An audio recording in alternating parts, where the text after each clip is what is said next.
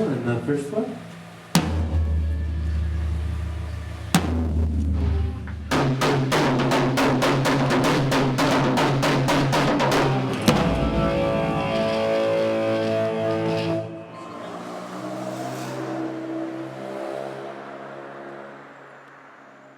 So why Prince? What made you decide to play? I got tired of people saying who I look like growing up in high school. People say, hey, you know who you look like? I'm like, I don't look like this dude.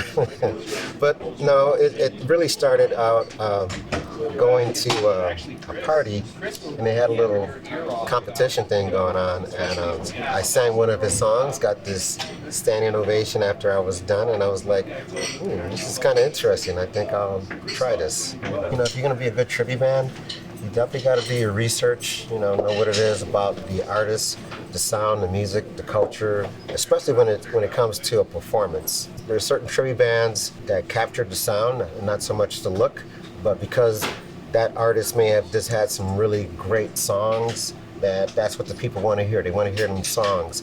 When it comes to Prince, he's a very theatrical entertainer. Like Michael and Madonna, they got a look and sound, and it's extremely it changes, and you have to be able to captivate on that if you're going to get the audience to be with you on it. The glamorous life of the stage clothes and being in a tribute band, and you don't have green rooms all the time, so every once in a while you have to walk out to the parking lot and get your act together really quick before anything starts.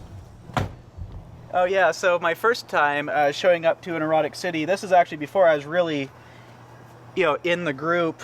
I didn't have any clothes. I have a bunch of 70s, cowboy giddy-ups.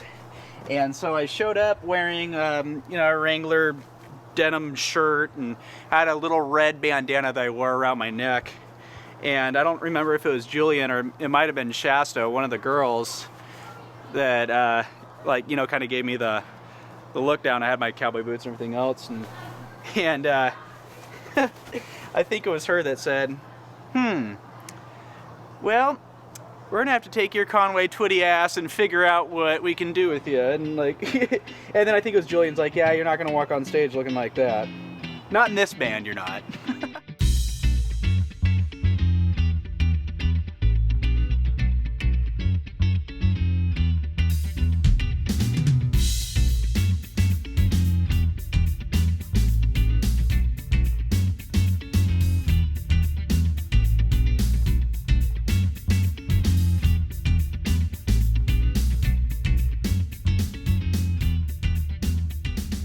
Why'd you move to Portland? I just love the scene, the music scene, the arts. You got the ocean, the mountains. You got all this cool vibe, the people. It was very acceptable to what I was really looking for as far as if I was going to be someplace and make something. It was unexpected because Portland was the last place I thought of that I would be coming to do something like this.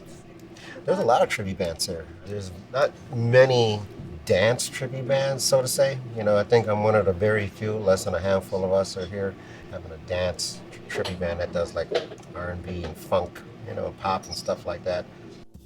So you guys big Prince fans? I wasn't. I was not a big Prince fan until I saw Erotic City, and since then, I actually will go on my Spotify and listen to Prince. There's a lot of energy.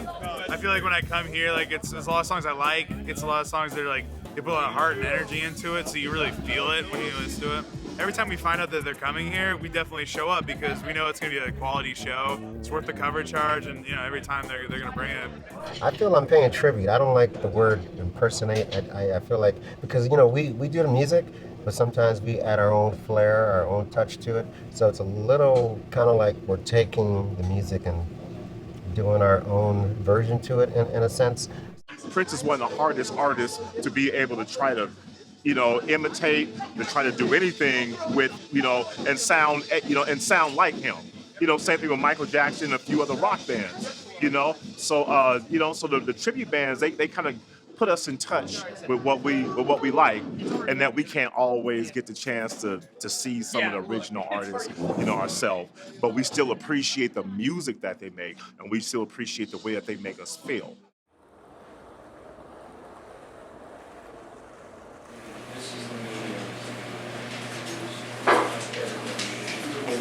have your own music appreciating and Zeppelin. Okay, I'll be up in just as soon as I find that bag.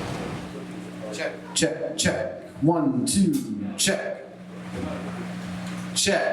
Oh! You want me to go full force on it, or? Yeah, just for a second. All right.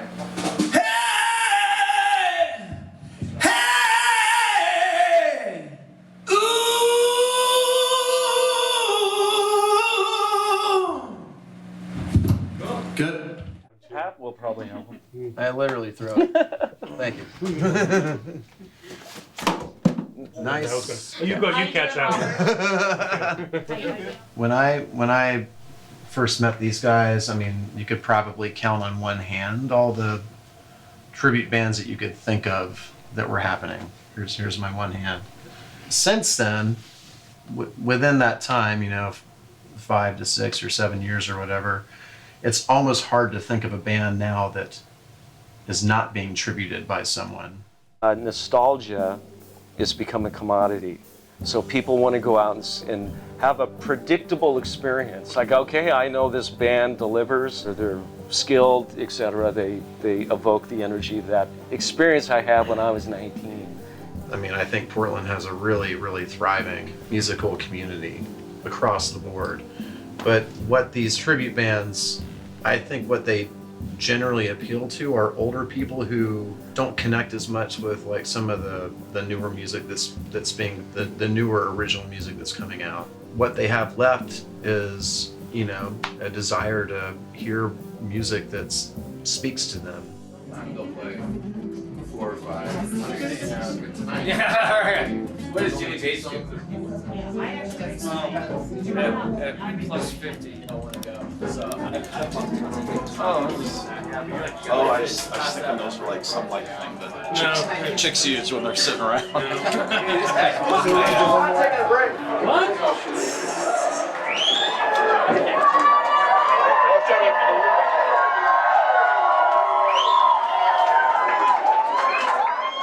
As far as like the evoking or mimicking thing, we have never ever had anyone come up to us and say, you guys are good, but if you looked more like Led Zeppelin, it would have been cooler. We've never had that. We just love Zeppelin, and people get it. They get it.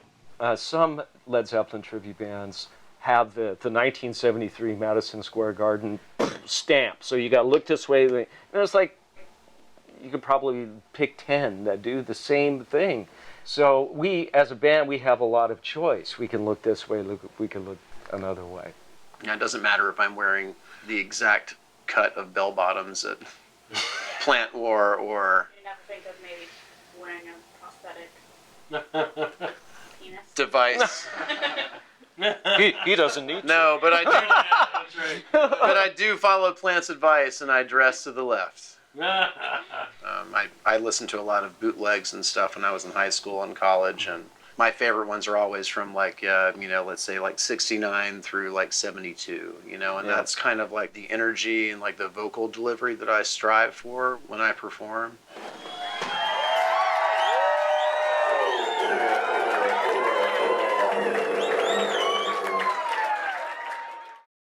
We know probably at least half the people in the audience as personal friends, and it's going to be a big love fest, It makes me want to deliver the best performance I possibly can. To experience playing music to people who are unfettered. They're not hiding their joy.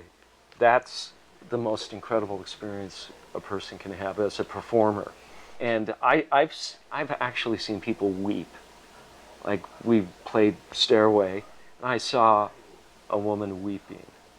Now, to see that, and to channel that energy, nothing beats it. That's why most people in tribute bands, it's unbelievable to have that exchange of energy. Yeah, we have to sign autographs. Well, that's... When people have asked us to sign stuff, it's like, God, why are you doing that? Oh, yeah, right. Okay, I'll sign it. Go ahead. Do you sign it as yourself or John Bonham? Good.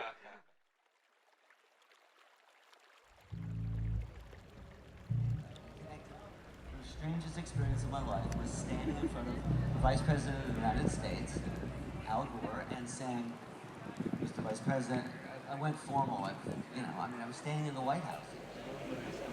I could use a little, actually, I could use a little bit of Justin, a little bit of Justin's guitar, Justin's guitar. Other tribute bands are mostly, I presume, about recreating the material in a way that is pleasing to their crowds, that they feel confident in and enjoy playing. We are interested in recreating the experience of the show. And that does not necessarily have anything to do with the songs. Yeah, creating that environment that's like open for the fans and the musicians alike. Sense of adventure. That's like what, yeah. It's almost like that's what we're covering more, is like we're covering like the atmosphere.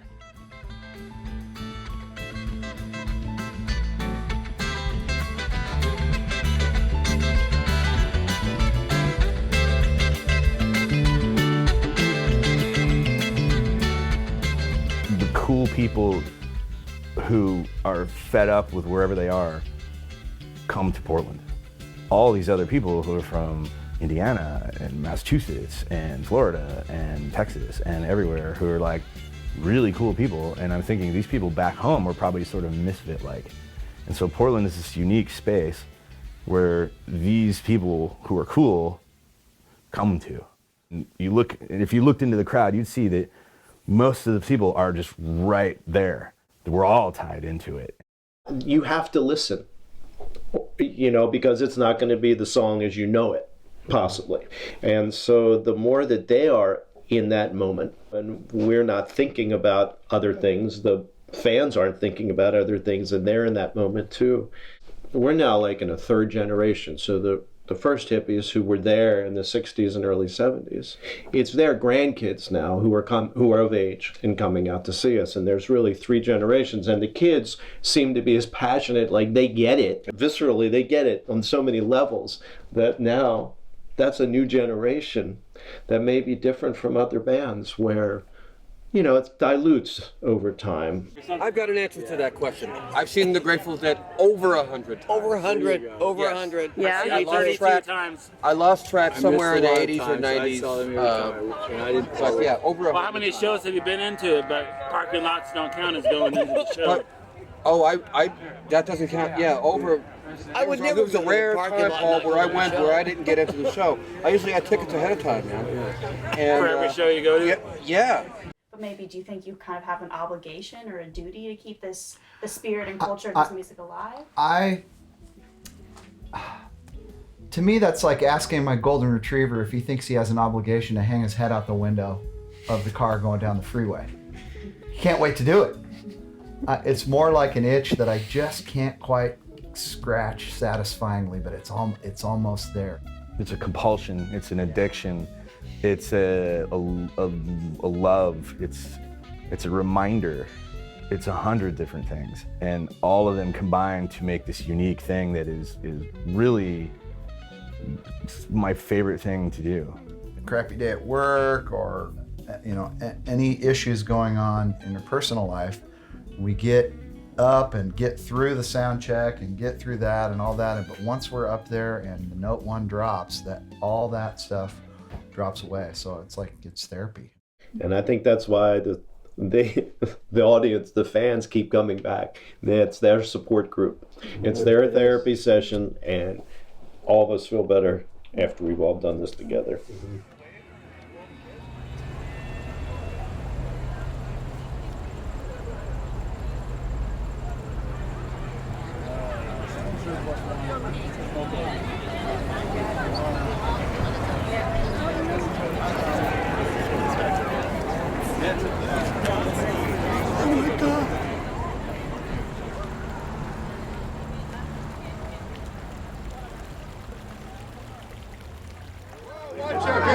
Support your local fucking metal.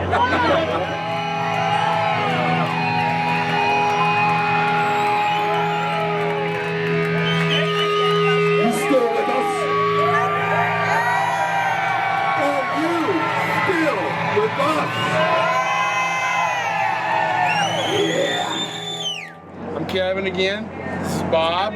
This is Mark. We're from Motorbreath, and we got hired on by the local radio company over here, 105.9 Point the Brew, to come and do what they call a booze cruise. Fucking boat! Really?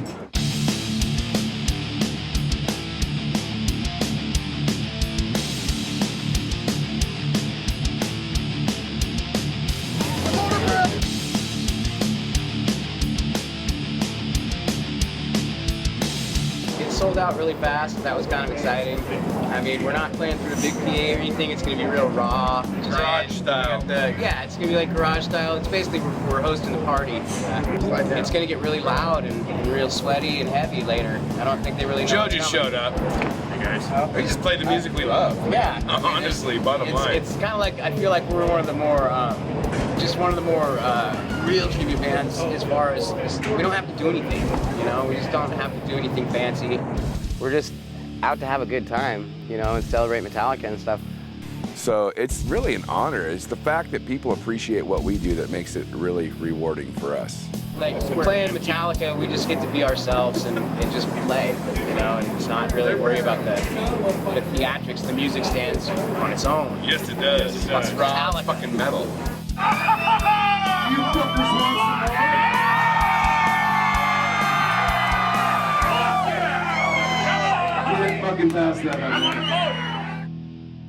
Portland has a very specific tribute band culture, both in terms of the bands and the musicians themselves, and also the folks who frequent those shows on a frequent basis.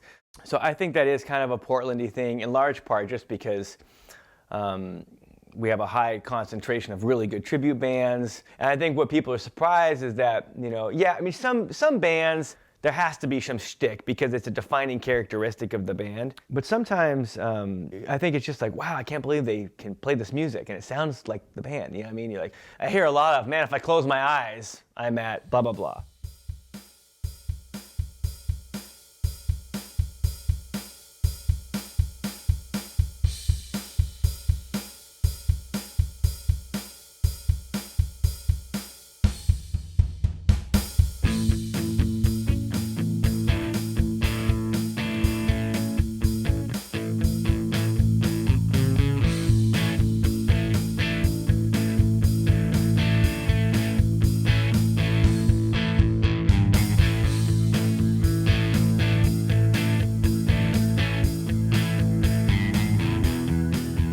So Hairfest is a giant tribute band festival. It's 2 days. This is the 6th year in 2016. We have 16 bands, 2 nights. We'll have 3,000 attendees per night.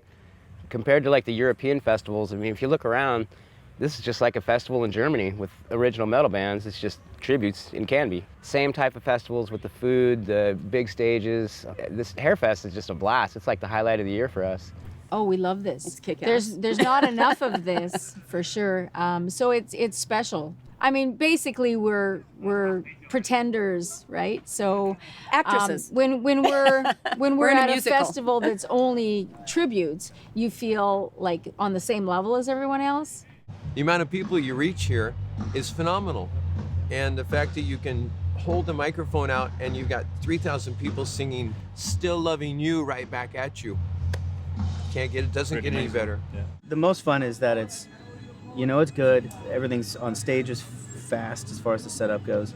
And incidentally, we all get to hang out with our friends who we never get to see because we're always, on the weekends, we're always playing, you know, so we all get together and we get to hang with people we don't usually get to, which is a lot of fun. Yeah. Everybody knows everybody, and it's like going to a family reunion when we play a festival like this. I know. Yeah, it's so fun. All the bands, the guys Even the are all crew. great. The crew is amazing. Yeah, great people to work with. There's a lot more people obviously out here than a smaller show. So you get that many more people saying, wow, hey man, we drove from Corvallis to see you guys. We drove from Idaho to see you guys. Idaho, last year, yeah, several people came from Idaho, you know? Part of what drives the scene is social. Like one of the very first marketing strategies we ever put in place was to introduce fans to one another. People start to recognize each other when they come to the shows, and that's kind of what makes it fun. It's like, oh, you know, cool, you know, Teresa's here. Oh, what's up, you know? You know, alcohol may be the currency of live music, but, you know, social connections are what really sort of makes it last.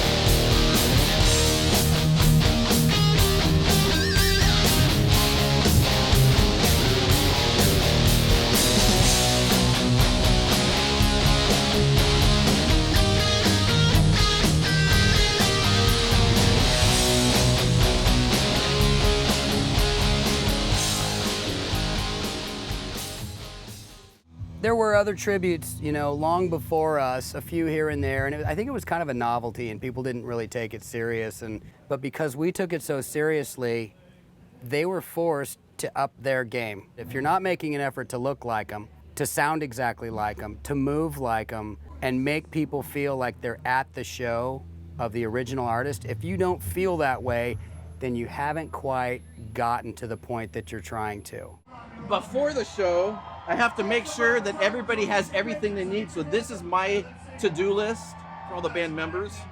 The bass player loves to chew gum, so about halfway through, I hook him up with new gum.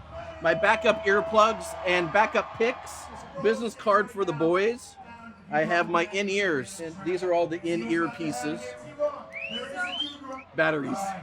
I am not in the band, but I sweat just as much as the guys in the band. Just like playing a part in a movie, if you were to remake a movie done from the 1940s, you'd want to emulate the actor that was the original one. So what we're doing is basically following a script that's already been written for us through live performances. I love the performance aspect as much as I do the musical part of it. Getting dressed up, going out and getting in character. When people come and see us, I want them to think that it's really him standing in front of them, and that's I put 110 into it. Yeah. But you have to have enough of you to let out to be fulfilling, to continue Right. it. You can't totally bury yourself, because you can't be totally fake and be someone else and move like someone else. That's just not really possible. Plus, we're all, 4 years old, and you move around like you're 20, and sometimes it just looks stupid when The next morning you realize that you have to temper. you're not 20 anymore. I've had original artists discredit my craft because they said, we're not writing the music, it's not legitimate. What about the people that are performing Shakespeare? They didn't write it, they didn't know Shakespeare, but they're getting paid a lot of money to perform a craft that people want to see. So it's performance at its best. In one way, it's nothing novel, because if you went to go hear the symphony play or something like that, they're playing Mozart. That's a tribute to Mozart. You go see Shakespeare. Oh, it's a tribute to Shakespeare. Period. Correct clothing. They're reciting the lines and doing that. So it's really just kind of a celebration of music from a different era. The bands at the highest level, really what you're looking at is just almost like the intersection between a concert and musical theater. That's really the best comparison I can make, because you're basically playing a character you didn't create, playing music you didn't write, right? I mean, just like you did if you were in Les Mis. Everyone steals from each other. You can't help but be influenced by it. Yeah. You can't help it. So. My opinion is the only truly original music is this. Like the Copyrighted Rich Ray The right first now. caveman banging on something and realizing that it made a noise and a rhythm and something about it like he liked, and then everything after that is just built on that, and it's led to where we are now. They're just so unpretentious. People don't realize, like, when we're up doing this stuff, like, we're not taking it seriously. There isn't a second that goes by that we aren't thinking, oh man, how cool that we get to do this. Like, that while it's happening. And I think the average musician who plays in a tribute band really does have that level of awareness. I think that people would be surprised at just how sort of humbled by the experience the musicians are, especially when they get in front of a big crowd, because none of us thought this was happening at this stage of our life. What do? Do you have day jobs? I do. I'm a garbage man. I'm a high school teacher, and I coach soccer as well. I'm a union carpenter by trade. I sell dishwashers. Really big ones. I'm a corporate lawyer. I specialize in renewable energy. Easy peasy, IT job. So, project manager, so I work from home. I do this as much as possible, but I do a little computer consulting work on the side.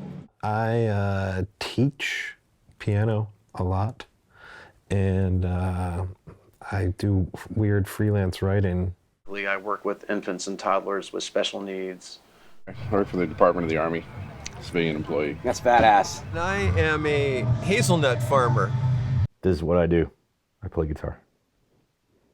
The bass player from that one band, he might be a banker, or he might be, a grocery store guy or something. And people from all different walks of life and all different professions.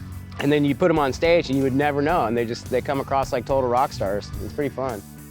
we're done, you know, people are just always walking up to us and saying, you know, how good they felt, how good the show was and the music, and they're just like, wow. You know, whether it was a funk song or pop or rock, you know, you're gonna dance. It's gonna make you feel good. We want to relive our youth, you know? I mean, those were our times we remember a lot, you know? Those are some of our glory years, if you will, and so this gives you an opportunity to escape for a little bit from the new reality you have in life, go back, maybe dress up in that old concert t-shirt, get up front, rock your hands, and, you know, and then go back and live regular life. And by the way, this has been going on for a long time. I mean, what we call the tribute craze now, you know, we used to call Elvis impersonators. You know what I mean? Bette Midler and Jimmy Dean, all that stuff, the Rat Pack, you know, that was like, you know, those were the original tribute bands. There were probably people doing Charlie Chaplin and all that too. I mean, it's just, you know, people have been impersonated for a long time. Just people miss the music more now.